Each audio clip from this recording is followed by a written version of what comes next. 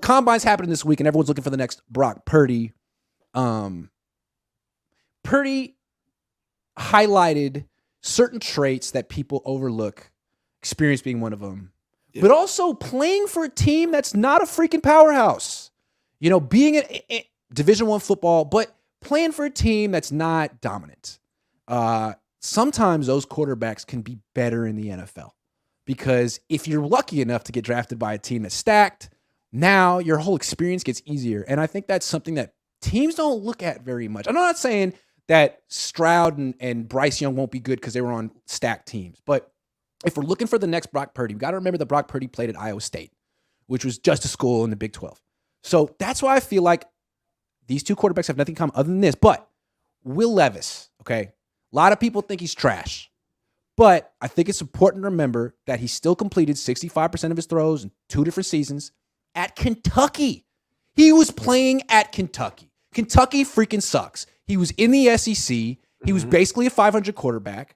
If he were on the 49ers, and he won't make it to the 49ers, and the Niners won't draft him. But if he were on the 49ers, you'd ask him, I bet you'd say, yeah, this is a lot easier than college. And it's sometimes worth trying to find quarterbacks like that. I think part of the problem with him, and I'm not a super great scout, but I think he's on a terrible team, and he's probably doing a little hero ball. Probably doing a little too much. Purdy talked about that. At Iowa State, he's like, you know what? A lot of times I developed bad habits from trying to do too much because we weren't that great. Now, all I have to do is just be a point guard. Yeah. So now you have a guy in Will Levis who has shown he has the accuracy to do that with his completion percentage, but he's also big. He also has a strong arm. He's pretty much the prototypical athlete at the position. I wouldn't just write him off. A lot of people think he's trash. I mean, if he goes to the Chicago Bears, yeah, he's screwed, just like Justin Fields. But if he goes to a team with some talent, that's a guy who could look better in the NFL than in college. Where do you think Will Levi? So his name is pronounced what? Levis? I think it's Levis. I've been calling him Levi's. Calling him Levi. Good thing. He also had a bad senior year. His OC was Rich Scangarello. Niner fans know that guy is terrible. Yes. Awful. And he got fired immediately. He got fired in November, Scangarello. So I'm not saying this guy should be a top 5 pick, but I'm not saying he shouldn't. And I think the way I look at it, here's the way I look at it. People get really scared about drafting quarterbacks, and sometimes they'll pass on them altogether.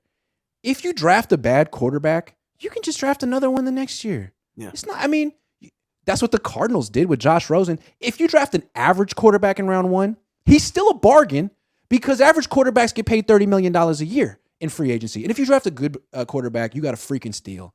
So it just seems like, man, he might be good. He might be average. If he's bad, you just draft another one. I think he's got enough intriguing traits and things on his resume that warrant a pick in the first round if you're desperate.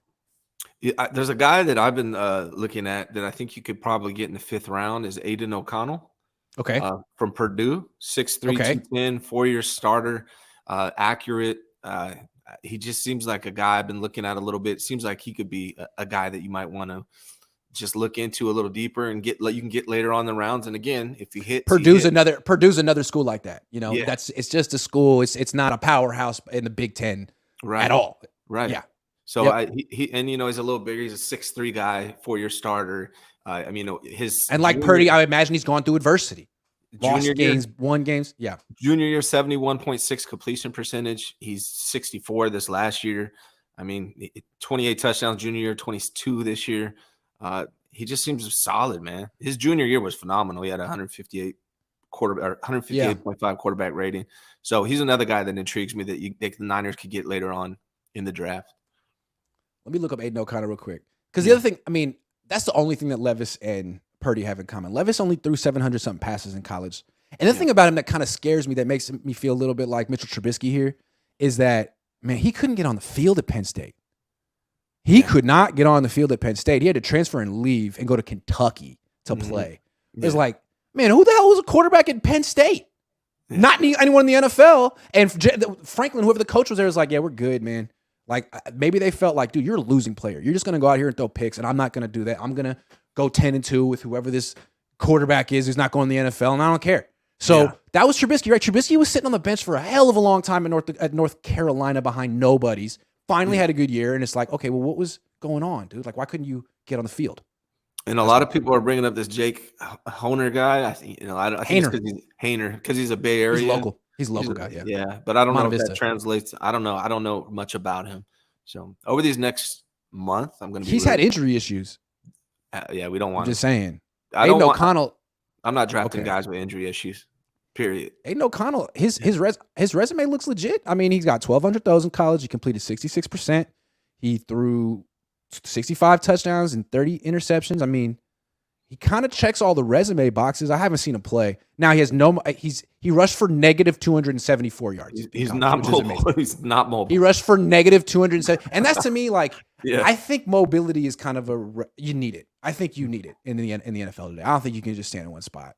But I haven't seen him play. Maybe that's just the offense. Maybe he does have some mobility. I don't know. Yeah. If you go back and look at Brock Purdy's resume, he had tons of rushing numbers though. Touchdowns, yards. Yeah. He did. Yeah. He did. But you're looking at round 5. So, I mean, this guy's interesting as a passer. Why didn't Kyle ever run Brock Purdy? I think he had one, draw? That was it? Yeah, he did call quarterback. I mean, that was bad. I mean, Brock Purdy's not a slow guy, man. I don't know. It's not like I would I don't want to run him. I'm just being a little facetious here. Yeah, are you trying to insinuate that Kyle wanted to protect Brock because he didn't protect him on that 7-step drop? I don't know. Yeah. I don't know. Maybe Kyle won't be calling that for any quarterbacks anymore.